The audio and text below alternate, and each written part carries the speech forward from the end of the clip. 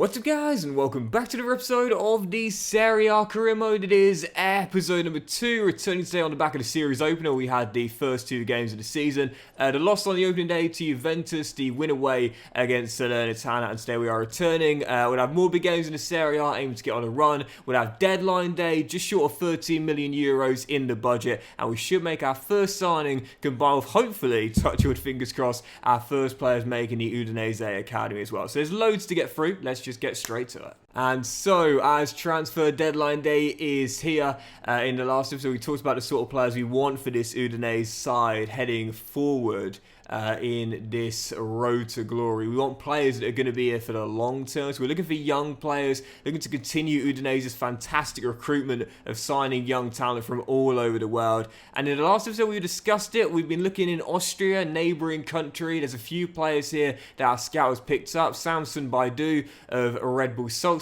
You've got Querefeld of Rapid Vienna, but also a player that I've seen a few times before and I'm a massive fan of, Alexander Prass, right now at Sturm Graz, who last year won the Austrian Bundesliga, ending RB Salzburg's dominance. 86 stamina, nice physicals, really balanced technicals as well. And for me, looking for a new midfielder, this guy fits the bill absolutely perfectly. I haven't used him yet in this year's FC, but I really want to give him a go.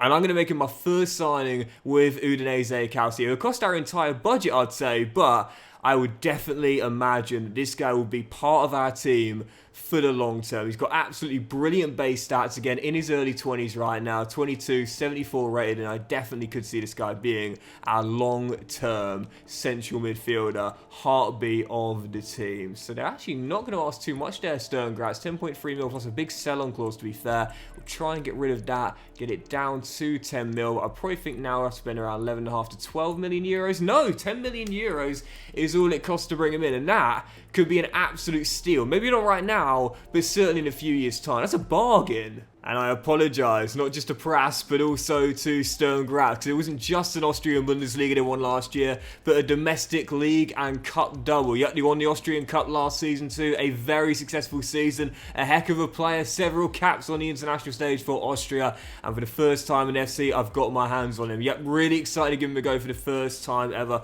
Looks like such a great young player, and coming in from neighbouring Austria to Udinese on a 5-year, 20,000 euro a week deal. Welcome to the Blue Energy Stadium, Alexander Prass. Yep, just 22 years old, but again, 74 overall, some really solid base stats. And to me, if we get our defensive work rate up from medium to high, the stamina is already really solid at 86. That's his best attribute right now. That's probably my favourite thing about him. His best attribute is the stamina. But get the defensive work rate up from medium to high, improve the defensive stats as well, and make him a little bit stronger and a bit more aggressive as well. And we've got our hands on possibly a sublime, heartbeat, box-to-box midfielder for many years to come. I'm buzzing with this. Might be only signing the window, but I have to say it's a class one. Welcome, Alexander. I do think he could possibly play on that left-hand side where Kamara is right now and do a decent enough job. He's not the quickest, but he certainly could plug some gaps on defense. But I would say he's probably better right through the heart of the middle. So I think what I'll do is I'll probably drop one of Lovric or Wallace to the bench. I think we'll go Lovric to begin with. But yeah, I could see him playing left mid in a 3-5-2. I think he could do pretty well there. But we'll see. We'll see what happens long term. But yeah, I think that'll probably be our only sign, because we want to keep a little bit of money just in case we've got contract situations to sort out, but also to make sure we can bring players into our academy as well. So probably just a one signing for the summer, but it's a class one. We have got a bid for Perez, our centre-half from Fiorentina, but as we've already made our 2 sales for the summer, those are of course Badelli, the veteran goalkeeper, and Delafeu going to Aston Villa. No sales, no outgoings, just the one incoming, and it's going to be a very quiet deadline day, but that's more than fine for me. We've got the man we wanted, and we haven't totally blown the side up either. So, on deadline day, the top deals, obviously none involving us, but they were Alphonso Davies to Arsenal with 75 mil. Thomas Partey goes the other way. And speaking of Austrian players, Kevin Danso, who's a class centre-half in this year's FC, goes to Sevilla, £38.4 million. We're a long way off doing those sort of deals, but with the team we've got for our first season, Yeah, I'm happy enough with it. It's not a totally new side. We've not made that much change to it. We've got some really good young talents that we've inherited and also now brought in with Alexander Prass as well. For the first season, like the board said, mid-table, last 16 in the Coppa Italia. With this team, we can definitely do that. Right, let's go. First game of many today as Alexander will make his debut through the middle of the park. We're going to follow on from that win away in Salerno with our first points at home this season. Frosinone in Udine, and it should be a game we should target all 3 points in. So let's go get it. Our first win at home this season. Forza Udinese. You know, there aren't many games this season where we'll go into them as clear favourites. So when that is the case, as Brainer's strike is turned behind for a corner, we've got to go for it. We've got to go for it. This is a game we should be targeting 3 points. Last year, Frosinone were relegated in real life, finishing in 18th place. So with that being the case, these are the games, yes, where a draw won't do. We want the win, and it's the perfect start. 19 minutes in, it's our centre-half heading us home. Udinese strike first. Jaka Bijol from Slovenia. His first goal of the season and our first home goal this season. Yes, and a good block as well. And with this youthful back line, I must say, a lot of pressure on it, but the development it could have over the course of a season is, I've got to be honest, very exciting indeed. Very exciting. As Lovric finds the skipper Pereira. There's Brenner, who scored our first of the season against Salernitana through the gap. And Prass, Kamara, Pereira, wonderful build-up, and the skipper fires in the second.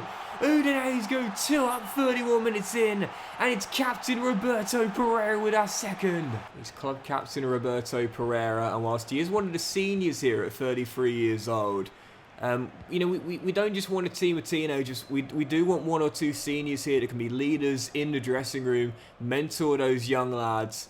And Roberto is club captain. He's loved here in northeast Italy, been here for a few good years. So I think we should try and keep him for longer than just the 1 year he's got left on his deal. I definitely think we should ask him to stay for at least another year after this one. As we go 3-0 up, wonderful back heel and turned in at the far post. Udinese 3, Frosinone 0. We're not going to have many games like this during the season, so we got one, we got to celebrate it, and we got to enjoy it as well. Absolutely dominant this afternoon. Yeah, it's an excellent win, and we can enjoy it, but lads, it's Frosinone at home, so let's keep our feet on the ground, yeah? Heck of a performance, just our 3rd game in charge, buzzing to get our first win at home this season, but when we do this to Inter Milan away at the San Siro, then we can start acting like Billy Big you-know-what. Until then, let's keep our feet on the ground. And just before our following game away against Cagliari, our first scouting update from Chile, as we look for the next Alexis Sanchez. Hugo Munoz could be alright. We'll continue the scouting just for now. But yeah, so far, next Claudio Bravo, not too sure about that. So far, no one making the academy. I don't think it'll be too long before we have someone who really catches our eye. We should have one here as well. There we go, from Italy. But yeah, oh, okay. So right off the bat, Rosario Fiore, who we did see in the last episode. Marina could still be alright, as could Esposito. Okay, this is a bit better. This is a bit better. To be fair, oh, Casadei could be very good indeed. The first month for me normally never wheels me anyone that good anyway. It's normally from the 2nd or 3rd month when it starts getting good. But I think we'll do one more month on Damiano, just because it's only been 1 month, and it's best to wait 2 or 3 months for putting a player in the academy, see just how good they are. Right, following game, Cagliari away in Sardinia, aims to go for our 3rd win in a row, and back-to-back away day victories as well.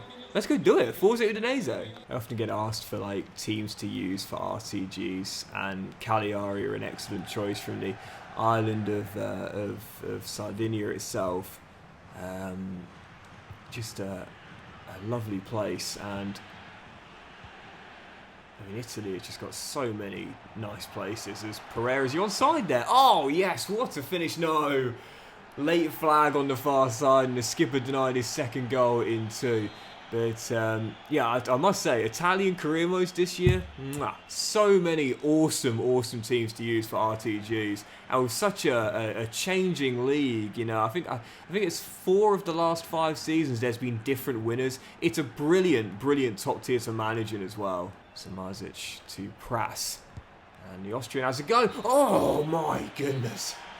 So often used to saying, if you're going to score your first goal for a new club, make it a memorable one.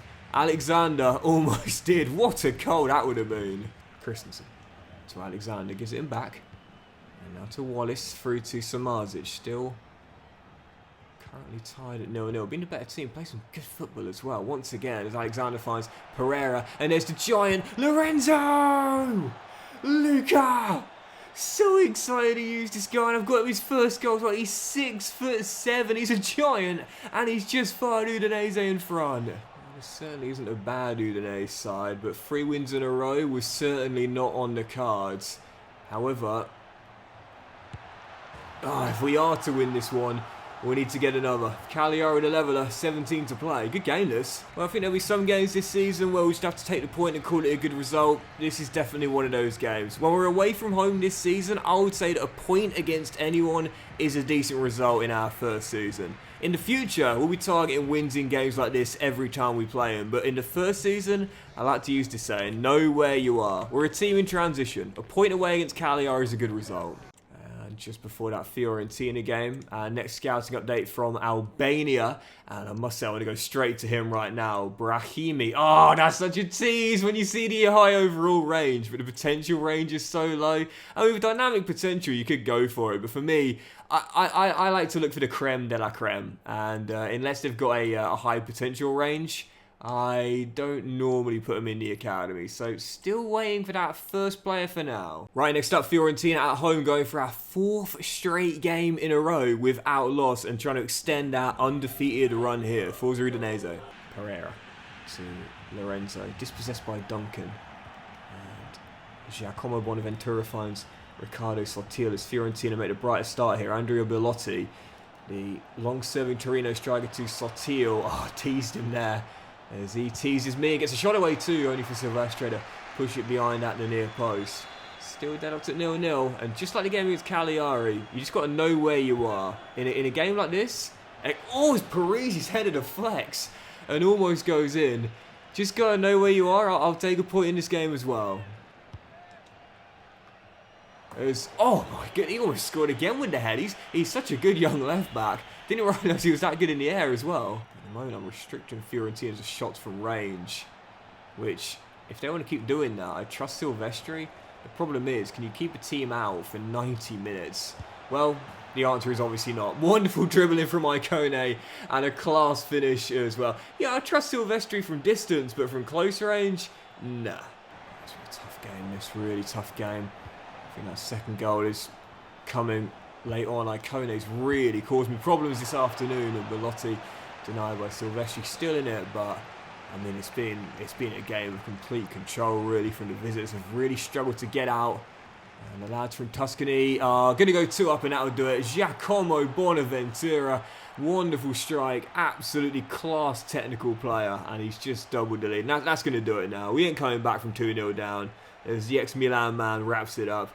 Tough one, this, really tough one, but like I said, man, some games you just got to know when a point will be considered a good result. And in the early stages of an RTG, this definitely would have been. Sadly, our second loss of the season. And it certainly ain't going to get any easier in our following game as well. Next up, the champions of the Serie A 2 years ago, Napoli away in Naples, aiming to return to winning ways here. Forza Udinese. So I'm not going to experiment much with formation and play style in the first season. Like I said, I want to stick with what the team play in real life, which is this 3 at the back system. But the lineups and the rotations, that is something you will see changing game after game after game. It's the first season, and when that's the case, and when you haven't got major expectations, it's a good idea in the first year to just experiment, and see what works for you and see what doesn't. See what players you can keep for the long term. See what players don't really impress you. Oh, it's Brainer. Fires just wide. Wonderful ball in by the skipper. And the Brazilian just can hit the target. So yeah, expect a heavy amount of rotation this year in terms of lineups. Lots of players given chances to prove themselves here. So 4 minutes after the restart. Corner for Napoli, who didn't really put me under much pressure in the first half, to be fair. Still deadlocked at 0-0. They're going to certainly take this clean sheet and point here. Away in Naples, but obviously a long way to go. Zambo Finds Dendonka, and the Belgian fizzes one just wide. Yeah, at the moment, I'm not really giving them much space inside the area. So with that being the case, they're struggling to break me down. And that's what we've got to do here. Just, not give them clear sights at goal and clear openings. Wow, awful foul. Napoli down to 10. And what a golden chance here we've got to go for the win. Normally I'd take a point and be pleased with it, but now we've got a man advantage. Let's go for the win here. But the thing is, you've got to be honest about this. Like, even with a man advantage, we're still probably considered the weaker team out there against what is a really, really good Napoli side. So, yeah, I mean, don't get me wrong, 11 versus 10, when that's the case, you'd normally think, oh, surely you've got to back the team with the extra player, right? But when you consider the quality of both teams, you'd still say this Napoli team, even with a man light, would target a win, and they still might be able to get it. Raspadori opens the scoring, and 10 men Napoli lead with 22 minutes to go. If you want a bit of proof as to how far we've got to go in this save, this is the game that sums it up. A man advantage, and we've got to go down. Corner, whipped in, headed away. Ball comes straight back to Napoli, as we still find ourselves behind. With 14 to go. Raspadori, such a great young player, looking to add to his goal tally with a dribbling and a finish to double up for his goal tally and the scoreline. 2-0. Game over. Get us back to Udine. Get us back to Northeast Italy, because we've been taught a very harsh lesson here. Yeah, I said on the back of the win against Frosinone. 3-0. Excellent performance. Back-to-back wins. But come on, it's going to be a lot tougher games than that. And proof right here, we've got a long way to go. This has been a tough one to take. Right, let's see if we can get back to winning ways here. Heading into this one, we definitely should be targeting 3 points here. Genoa at home. Forza Udinese. Oh, no. Watch that through ball. Oh, he just ran straight past me. I thought he was going to pass it. He just ran straight past me instead. Oh, awful defending. Oh, what an awful... That is such an awful goal to concede. You know, when we had back-to-back clean sheets, I was like, this is a youthful back three. It's not a system I get on very well with, but you know what? This might work out. Some of the goals we conceded since then have been a little bit sus. And it's always a bit embarrassing when two of your players combine with each other to allow space for the forward to run through and score. Oh my goodness, that is shambolic defending. The honeymoon period is over, guys. Back-to-back wins now seems like a fever dream, let alone a distant memory. Silvestri bails me out going down 2. Easy. Oh, what a ball. It's 2. I haven't been at my best, haven't played well. What did I say pre-game? Yeah, we can target a win here. We're not even going to get a point. Just so fragile defensively, and that's just not going to cut it. You know, I'm starting to wish that I would have specified a defence-minded player from the youth scan, because we could really do with one man. Because this has been weak, really weak. Like the way I make my cup of tea, because this has just not been it at all. And don't get me wrong, it's like I said, it's a youthful back line, so you got to expect this, but even so, no excuse. As Ebosele finds Lorenzo Luca, and the giant fires wide. That just compounds a miserable evening in Northeast Italy. Back to the drawing board, I'd say, on the back of 3 straight 2-0 losses. Lots to ponder on this poor mini run of no wins in 4. Hey Gaffer, it's been going really well for us recently. Really, Roberto? What team are you playing for? You know how happy I am playing for you and playing for this club. I just wondered this might be a good time for us to talk about renewing my contract. I'd like to know where I stand. Okay, in which case, let's sort that out now. We need a bit of good news. And giving Pereira a contract extension is probably that bit of good news that distracts us from the poor form. Again, don't get me wrong, he is one of the seniors here, but we do want a senior dressing room leader. And Pereira's been here for a few years now, is club captain, and he's not going to go down in terms of rating for at least another year or 2. 3 assists and a goal in 7 games. Yeah, despite the age, he warrants a contract extension. Obviously, don't get me wrong, we do want to make this side younger, and we're working towards that, both with the youth recruitment and also the new signings we'll bring in as well. Would he take a reduced squad role? Absolutely not. But we do want a couple of leaders as well. You can't just have a team of wonder kids and teenagers. You need some cool, experienced heads to really steady the ship during times like this when times get tough. So hopefully you won't ask for a wage increase, but €20,000 a week, that's fair. plus a bonus for agreeing to stay as well. Try and get it down a little bit if we can as well, just to save a few cents. And there we go, 20,000, extra 2 years in his contract, and that'll take him up to retirement. He's club captain, so happy to have him here until he hangs up the boots. That's a good extension in my opinion. But from seniors to youngsters, we've now got our next scouting update from Italy. No problem, Roberto. We've got our next scouting update from from Chile even. And let's see what we've got. Miguel Perez not looking quite as good. Ignacio Cruz certainly not going to make... Oh, it's a tough start. Oh, hello. Mercado. He could be quite good. It's been a tough start. Very, very tough start to the scouting here. I'm tempted to put someone in the academy just because I want someone. And it might be this guy, to be fair. Hugo Munoz. The overall's not the best, but potential's all right. But we want the creme de la creme, though. That's the thing. This is, to be fair, 6'5", this lad. This has been a tough start to the scouting this year. Right, following game, us just 1 point taken from a possible 12 in our last 4 and no wins during this run. Let's see if we can stop the rot here after 3 straight losses and return to winning ways. Following contest, Empoli away. Forza Udinese. Oh, no. Come on, not this start. Not this start. Cancellieri drills it in near post. A little bit unlucky with the way it fell to him, but even so, it's taken just 5 minutes for the host to go in front. Oh man, we are in trouble right now. I mean, there's a long way to go, so let's not panic completely. But if we were to have 4 straight losses, 4 straight games without a win, and 1 point taken from a possible 15, well, I say I just want to make sure we survive, but we'll be looking dangerously and nervously over our shoulders between now and match day 38 if this form continues. This is not good. I'm telling you, man, we desperately need a good youth player in the academy. Something positive to take a look at. What a chance. Hold on a second, guys. Hold on. It's yours, mate. Ibosele, the young Irishman. Come on. First goal of the season. But not his first goal for the club. Moved on from Derby County. Yep, came out of the academy at Pride Park with the Rams before moving on to Udine. He's got a few caps at senior level for Republic of Ireland, and I like the look of this guy. He's in his early 20s, and certainly a player I could see being a long-term staple as part of our core. Excellent finish, and a chance for a quick turnaround here. Samardzic takes it on. Good save by Caprile.